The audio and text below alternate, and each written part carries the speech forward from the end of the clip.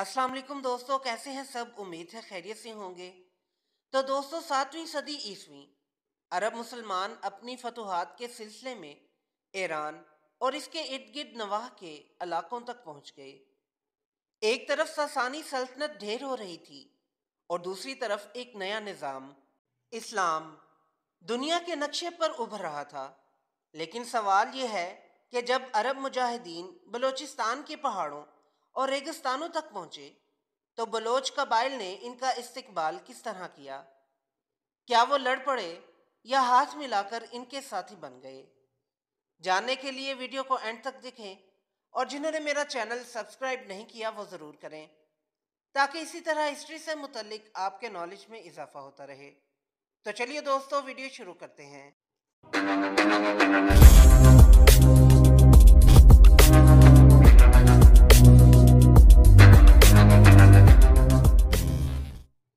7वीं सदी ईस्वी में जब इस्लाम मदीना की गलियों से निकलकर अरब से बाहर फैलने लगा, उस वक्त दुनिया का नक्शा बदल रहा था।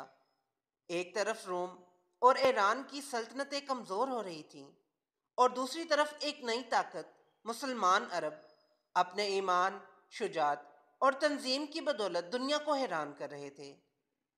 लेकिन अब ज़रा बलूचिस्तान की सरजमीन का तसव्वुर कीजिए। यह खिता रेतले सहराओं, ऊंचे पहाड़ों और संगलाख वादियों से भरा हुआ था। यहाँ जिंदगी आसान नहीं थी, पानी कम और ज़मीन खुश्क थी। लेकिन इसी सख्ती ने बलोच कबाइल को एक जंगजू और गैरतमंद और आज़ादी पसंद कौम बना दिया था। इन कबाइल का सबसे बड़ा सरमाया क्या था? उनकी आज़ादी। ये किसी एक बादशाह या सल्तनत के ताबे नहीं थे। सासानी सल्तनत का असर ज़रूर था, लेकिन बलोच असल में नीम खुद मुख्तार थे। अपने सरदारों की क़यादत में जीते, कबायली रवायात पर चलते और अपनी आज़ादी को सबसे मुकद्दम रखते।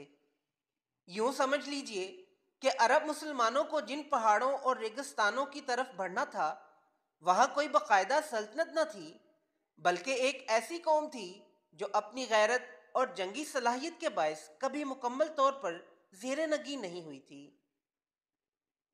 अब कहानी का दूसरा रुख देखते हैं। जब अरब अफवाज ने ईरान को फतह कर लिया और सासानी सल्तनत ख़त्म हो गई, तो उनकी नज़रें मशरिक़ की तरफ बढ़ने लगीं। 643 ईस्वी के करीब हज़रत उस्मान रज़ी अल्लाह तआला अन्हु के दौर में अरब सिपा सलार अब्दुल्ला बिन आमिर ने अपनी फ़ौज मिकरान की तरफ रवाना की।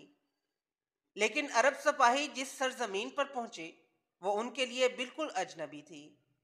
लंबे रेगिस्तानी रास्ते, पानी की कमी और पहाड़ों में छुपे बलोच जंगजू, ये सब एक नई मुश्किल थी।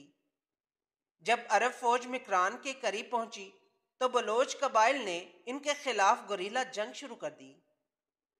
अचानक छापे, तेज हमले और फिर पहाड़ों में गायब हो जाना, यही बलोचों का हथियार था। अरब लश्कर आदतन खुले मैदानों की जंग के माहिर थे, लेकिन यहां वो दुश्मन के तरीके से नावाकिफ थे। कहा जाता है कि मिकरान के करीब कई दिन तक झड़पें होती रहीं। अरबों को जानी नुकसान भी उठाना पड़ा, लेकिन उनकी तंजीम और अज़म के सामने बलोच ज़्यादा देर खड़े न रह सके। आखिरकार बलोच कबाइल ने पसपाई इख्तियार की और अरब अफवाज ने मिकरान पर कब्जा कर लिया। यही वो मौका था जब मिकरान की सरहद इस्लामी सल्तनत का हिस्सा बनी। लेकिन दिलचस्प बात यह है कि अरब खुद भी इस खिते की सख्तियों से हैरान रह गए। बाद में जब यह खबर मदीना पहुंची और हज़रत उमर रज़ी अल्लाह तआला अन्हु से इस बारे में पूछा गया, तो उन्होंने वो तारीखी जुमला फरमाया, ज़मीन ज़रखेज़ है लेकिन पानी कड़वा है, फासला तवील है, दुश्मन बहादुर है और ज़िंदगी मुश्किल है, और हुक्म दिया कि फ़ौज इससे आगे न बढ़े। यूं अरब और बलोच के ताल्लुक की शुरुआत जंग से हुई, लेकिन कहानी यहीं ख़त्म नहीं होती। मिकरान की सरजमीन पर अरब लश्कर ने कदम तो रख लिया, लेकिन साथ ही कई सवाल भी खड़े हो गए। एक तरफ बलोचों की गुरीला मज़ाहमत थी, दूसरी तरफ सहराओं और पहाड़ों की नाकाबिले बर्दाश्त सख्तियाँ। अरब सिपाही जिन्हें मैदान जंग की आदत थी, यहाँ थकन, पानी की कमी اور دشمن کی گھات نے انہیں پریشان کر دیا۔ یہ خبر مدینہ منورہ میں حضرت عمر فاروق رضی اللہ تعالیٰ عنہ تک پہنچی۔ آپ نے فوراً اپنے کمانڈروں کو خط لکھ کر تفصیل پوچھی۔ جواب آیا، امیر المومنین، یہ سرزمین واقعی زرخیز ہے، کھجور اور اناج اگ سکتا ہے، لیکن پانی کڑوا ہے، راستے طویل ہیں، دشمن بہادر ہے اور زندگی بے حد مشکل ہے۔ یہ سن کر حضرت عمر رضی اللہ تعالیٰ عنہ نے وہ مشہور الفاظ فرمائے، نہیں، میرے سپاہی وہاں مزید نہ جائیں، وہاں جانا نہ زندگی کے لیے آسان ہے اور نہ اسلام کی دعوت کے لیے موزوں۔ یہ فیصلہ حضرت عمر رضی اللہ تعالیٰ عنہ کی دور اندیشی اور بصیرت کو ظاہر کرتا ہے۔ آپ نے صرف فتح کی خواہش پر نہیں بلکہ اپنی فوج اور اسلام کے پھیلاؤ کی حکمت عملی پر نظر رکھی۔ یہی وجہ تھی کہ عرب افواج مکران سے آگے نہ بڑھے اور یہ علاقہ اس طرح سے اسلامی سلطنت کی سرحد بن گیا۔ لیکن دلچسپ بات یہ ہے کہ یہ روک ٹوک بلوچ اور عرب کے درمیان ایک عجیب سا توازن پیدا کر گئی، نہ مکمل فتح نہ مکمل آزادی، بلکہ ایک درمیانی کیفیت۔ اب سوال یہ ہے کہ جب عرب اپنی فتوحات روک کر ٹھہر گئے تو بلوچوں نے کیا کیا؟ ابتدائی طور پر تو انہوں نے عربوں کے ساتھ صلح کی اور باج گزاری قبول کی، یعنی کچھ قبائل نے یہ معاہدہ کیا کہ وہ اسلامی حکومت کے خلاف بغاوت نہیں کریں گے اور اس کے بدلے اپنی اندرونی خود مختاری برقرار رکھیں گے۔ لیکن اصل تبدیلی اس وقت آئی جب عرب صرف سپاہی نہیں بلکہ دائی کی حیثیت سے آئے۔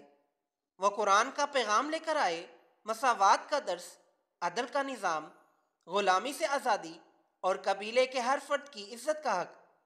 یہ وہ اصول تھے جو بلوچ روایتوں سے میل کھاتے تھے۔ تصور کیجئے ایک بلوچ قبیلے کے سردار کے سامنے عرب دائی یہ بات کہہ رہا ہے کہ اسلام میں سب برابر ہیں، قریش کا آدمی ہو یا حبشی غلام، اللہ کے ہاں سب کی عزت تقوی سے ہے۔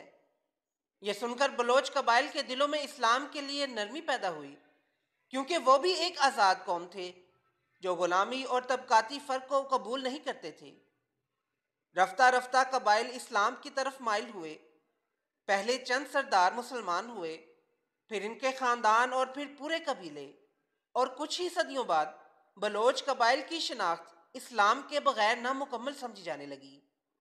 یوں کہا جا سکتا ہے کہ ابتدا میں تلوار کا مقابلہ کرنے والے بلوچ آخر کار قرآن کے پیغام کے سامنے جھک گئے، اور یہی وہ لمحہ تھا جس نے بلوچ تاریخ کا دھارا بدل دیا۔ یہ تھی کہانی عرب فتوحات اور بلوچ قبائل کے رد عمل کی۔ اگر آپ کو یہ تاریخی سفر دلچسپ لگا تو لائک اور سبسکرائب ضرور کریں تاکہ ہم مزید چھپے ہوئے تاریخی واقعات آپ کے سامنے لا سکیں۔ تو دوستو، یہ تھی آج کی ویڈیو۔ پھر ملتے ہیں ایک نئی ویڈیو کے ساتھ، تب تک کے لیے اجازت دیں۔ اللہ حافظ۔